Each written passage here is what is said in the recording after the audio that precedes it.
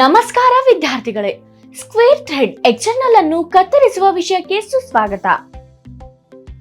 ಈ ಅಧ್ಯಾಯದ ಕೊನೆಯಲ್ಲಿ ನಿಮಗೆ ಸಾಧ್ಯವಾಗುತ್ತದೆ ಸ್ಕ್ವೇರ್ ಥ್ರೆಡ್ಡಿಂಗ್ ಆಗಿ ಗೇರ್ಗಳನ್ನು ಜೋಡಿಸುವುದು, ಸ್ಕ್ವೇರ್ ಥ್ರೆಡ್ ಎಕ್ಸ್ಟರ್ನಲ್ ಅನ್ನು ಕತ್ತರಿಸುವುದು. Materials and equipment: tool holder,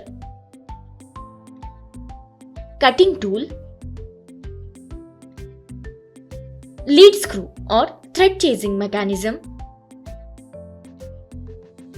single point cutting tool, form tool or thread chaser, dies and die holders, precision measuring tools, cutting fluids or lubricants. Process: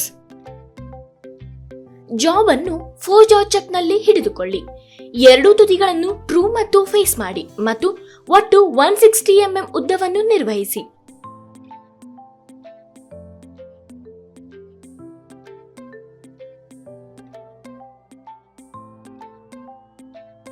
ಎರಡೂ ತುದಿಗಳನ್ನು centre drill ಮಾಡಿ.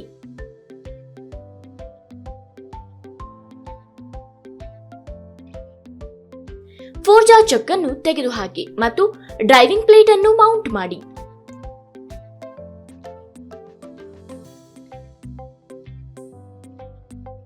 Spindle sleeve ಮತ್ತು tail stock centre ನೊಂದಿಗೆ head stock centre ಅನ್ನು ಸೇರಿಸಿ.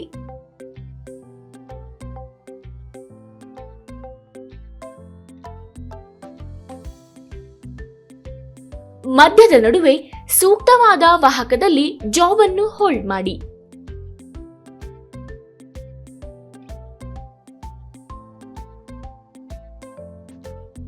Diameter ಅನ್ನು 38 mm ಇಂದ 125 mm ಉದ್ದಕ್ಕೆ ತಿರುಗಿಸಿ.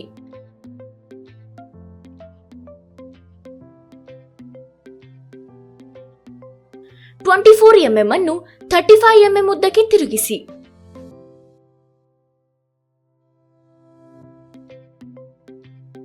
(22 mm ಅನ್ನು 5 mm ಉದ್ದಕ್ಕೆ ತಿರುಗಿಸಿ.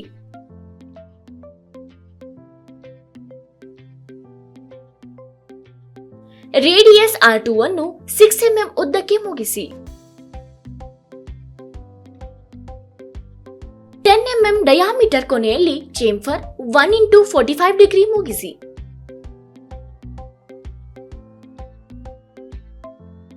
ಸೆಂಟರ್ ಎತ್ತರವನ್ನು ಸರಿಪಡಿಸಲು ಥ್ರೆಡ್ಡಿಂಗ್ ಉಪಕರಣವನ್ನು ಹೊಂದಿಸಿ. ಡ್ರಾಯಿಂಗ್ ಪ್ರಕಾರ M24x2 ಥ್ರೆಡ್ ಕಟಿಂಗ್ ಮುಗಿಸಿ.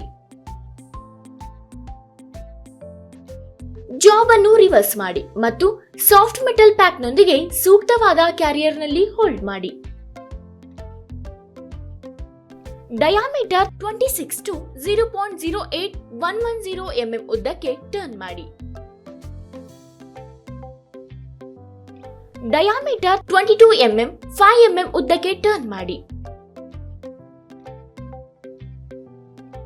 ಡಯಾಮೀಟರ್ 22 mm ಕೊನೆಯಲ್ಲಿ ಚೇಂಫರ್ 1x45 ಡಿಗ್ರಿ ಮಾಡಿ. ಎರಡು ಬದಿಗಳಲ್ಲಿ ಡಯಾಮೀಟರ್ 38 H8 ನಲ್ಲಿ ಕಾಲರ್ ನಲ್ಲಿ ಚೇಂಫರ್ 1x45 ಡಿಗ್ರಿ ಮಾಡಿ.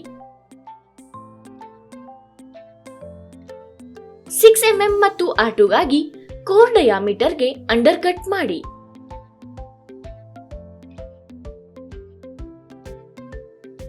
ಸೆಂಟರ್ ಅನ್ನು ಸರಿಪಡಿಸಲು ಸ್ಕ್ವೇರ್ ಥ್ರೆಡ್ಡಿಂಗ್ ಟೂಲ್ ಅನ್ನು ಸೆಟ್ ಮಾಡಿ.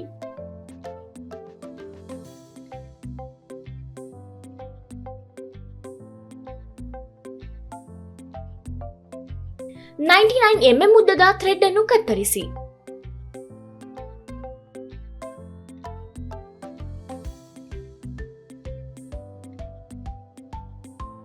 ಜಾಬ್ ಮತ್ತು ಡಿಬರ್ ಅನ್ನು ರಿಲೀಸ್ ಮಾಡಿ.